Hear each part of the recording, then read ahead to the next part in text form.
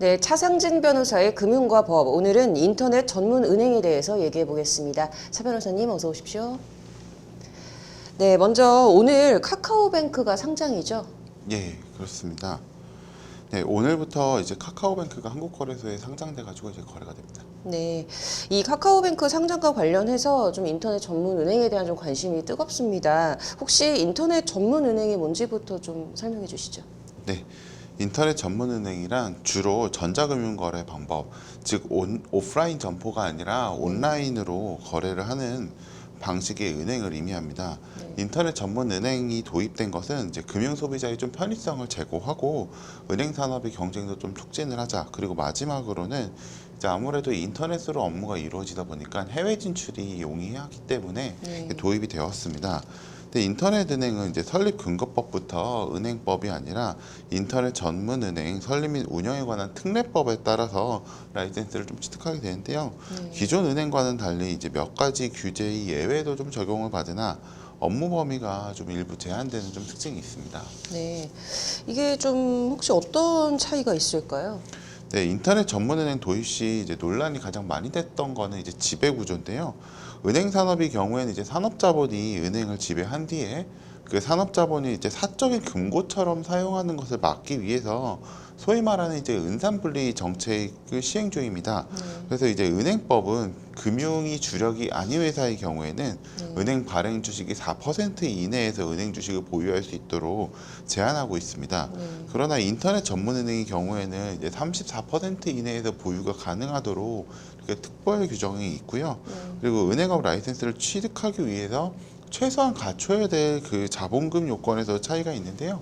일반 은행은 그 1천억 원을 요구를 하나 인터넷 전문 은행의 경우에는 지방은행과 동일하게 250억 원 정도만을 요구하고 있어서 좀 특례가 있습니다. 네. 그러면은 뭐 혹시 뭐 업무 방식이나 범위 이런 거에서 좀 어떤 차이가 있을까요? 네, 그 카카오뱅크의 비상장 시장 그 거래 가격과 관련해서 가장 많은 좀 논란이 있었던 부분이기도 한데요. 인터넷 전문 은행은 일반 은행에 비해서 업무의 방식이 좀 제한이 되기 때문입니다. 일반 은행의 경우에는 이제 제한 없이 대면과 비대면 모두 업무가 가능하나 인터넷 전문 은행의 경우에는 비대면으로 업무를 하는 것이 원칙이며 예외적으로 이제 이용자 보호라든지 뭐 편의 증진을 위하여 대면 영업이 좀 가능한 상황입니다.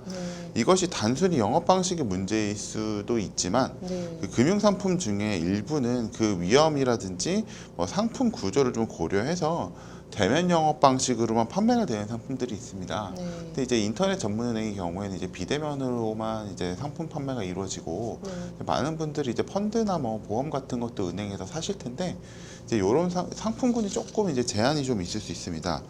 그리고 특히 펀드나 뭐 고난도 금융 상품들의 경우에는 대면 영업 방식으로만 판매되는 경우들이 좀 있고 이제 그런 상품들 같은 경우는 어떻게 보면 좀 재력이 있는 분들 같은 경우에 또 선호하시는 상품들이기도 하거든요. 이런 점은 좀 단점이라고 할 수 있습니다.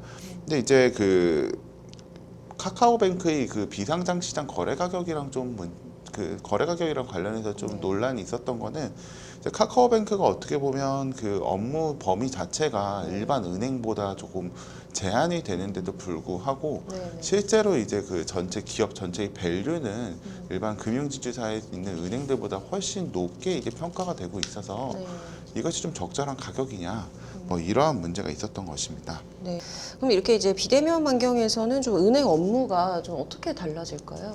네, 그 비대면 환경에서 이제 은행 업무가 달라지는 것은 먼저는 이제 상품 같은 것을 이제 판매하거나 하려면 좀 상담을 해야 되고 설명을 좀 해줘야 되는데 아무래도 이제 비대면 환경이다 보니까 그런 설명 같은 데 좀 제한이 있고 금융소비자보호법 같은 데서 이제 설명 의무 같은 것을 좀 부여하고 있는데 이게 이제 비대면 환경에서 현재 뭐 시행 중이기 때문에 정착은 되어가고 있지만 또 이제 그 비대면만을 한 업무로 하는 회사의 경우에는 또 어떻게 이 업무를 끌어갈지가 또 고민이 될 것입니다.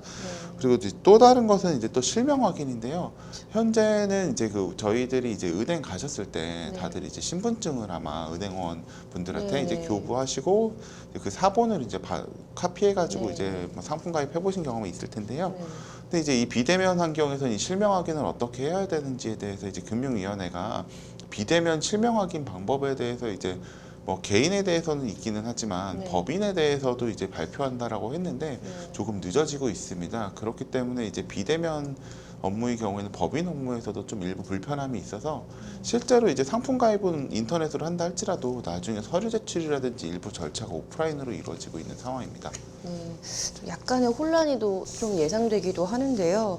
지금 이 인터넷 은행은 좀 일반 은행보다 업무 방식 또 취급 상품들이 좀 현실적으로 제한이 될 수밖에 없을 것 같아요. 그러면 혹시나 좀 장점 같은 건 없을까요? 예, 뭐 제도적인 장점은 아니지만 이제 인터넷 전문 은행은 비대면 업무의 특성상 뭐 기업에 대한 여신 심사가 조금 한계가 있게 됩니다.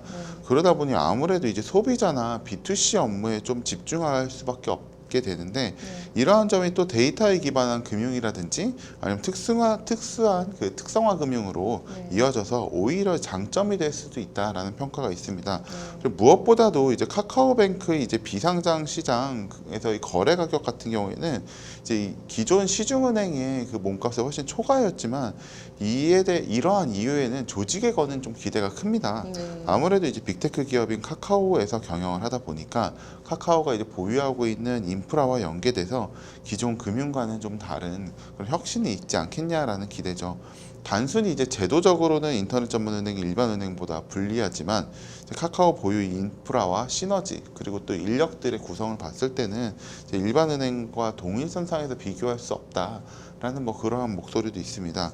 다만 또 이제 전통 금융권에서는 이제 그 금융기관 같은 경우에 이제 시장에 충격이 왔을 때 이를 대처하는 경험을 좀 몇 번을 해봐야지 새로운 이제 충격이 왔을 때도 좀 수월하게 대처를 하는데 아직 이제 인터넷 전문 은행들 같은 경우에는 그러한 경험이 없다는 점에서 좀 이제 그 시장 위기 때 적절한 대응을 할 수 있느냐가 또 문제가 될 수 있다라는 시각도 존재합니다. 네, 이제 좀 은행 업계에도 좀 새로운 시대가 좀 도래한 것 같은데요. 좀 앞으로 어떻게 좀 다르게 성장을 할지 좀 지켜봐야 될 것 같네요. 오늘 잘 들었습니다.